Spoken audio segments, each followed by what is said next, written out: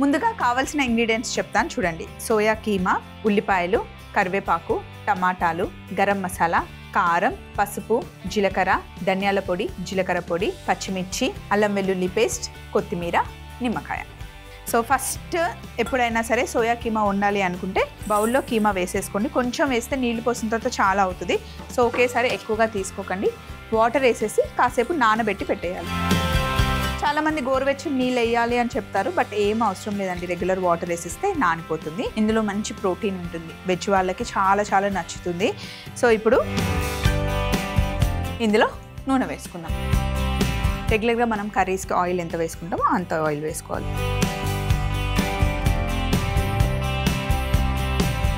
నూనె కాస్త వేడెక్కిన తర్వాత తాలింపులో కొంచెం జీలకర్ర, కాస్త పచ్చిమిర్చి,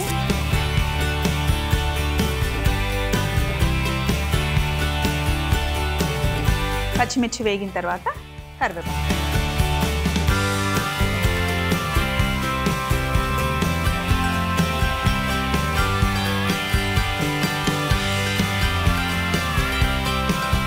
ఇప్పుడు ఇందులో సన్నగా తరిగి పెట్టుకున్న ఉల్లిపాయలు,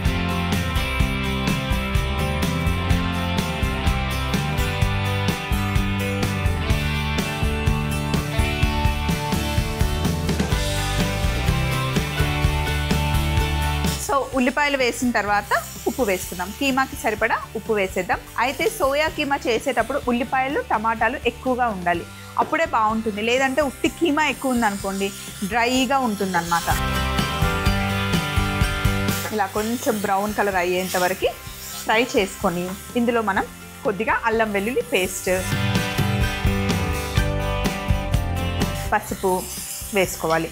అల్లం వెల్లుల్లి పచ్చి వాసన పోయేంత వరకు ఫ్రై చేసుకోవాలి.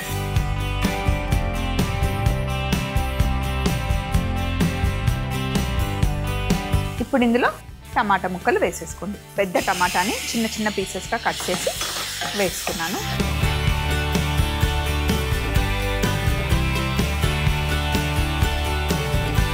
ఇప్పుడు మూత పెట్టి ఒక 2 నిమిషాలు మగ్గనివ్వాలి. టమాటాలు బాగా మగ్గిన తర్వాత మసాలాలు యాడ్ చేద్దాం. సో ఇలా టమాటాలు మంచిగా వేగిన తర్వాత టమాటా గుజ్జులోనే మనం మసాలాలు వేసుకోవాలి. కాస్త ధనియాల పొడి, జీలకర్ర పొడి, కొద్దిగానే గరం మసాలా, మళ్ళీ ఎక్కువ గరం మసాలా వేస్తే ఘాటు అవుతుంది. ఇంకా కారం, పచ్చిమిర్చి వేసాం కాబట్టి కొంచెమే కారం. మైల్డ్గా ఉంటేనే సోయా కీమా బాగుంటుంది. ఎక్కువ మసాలాలు, ఎక్కువ కారం ఉంటే బాగుండదు. ఇవన్నీ వేసేసాం కదా, ఒకసారి టమాటాతో పాటు కలిపిన తర్వాత ఇప్పుడు మనం ఇందాక నానబెట్టుకున్న సోయా కీమాని ఇలా మొత్తం వాటర్ అంతా పిండేయొద్దు, కొంచెం మనకు ఆ వాటర్ ఉండాలి.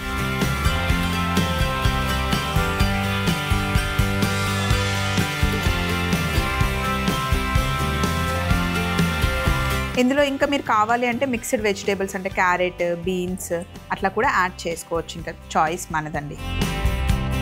ఇప్పుడు మొత్తం వేసి ఒకసారి బాగా మిక్స్ చేసిన తర్వాత ఇందులో కొంచెం వాటర్ వేసుకోవాల్సి ఉంటుంది. వాటర్ వేసిన తర్వాత ఒక 4-5 నిమిషాలు కుక్ చేస్తే మళ్ళీ దగ్గరకు వస్తుంది.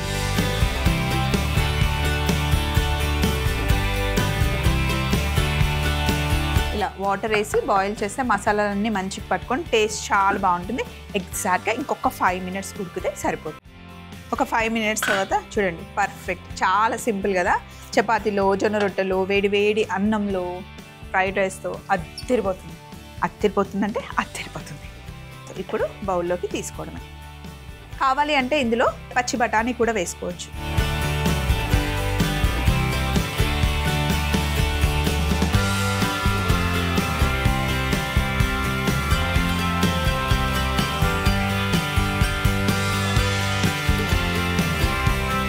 సో పైనుండి ఎక్కువ అవసరం లేదు, లైట్గా ఇలా కొత్తిమీర చల్లుకొని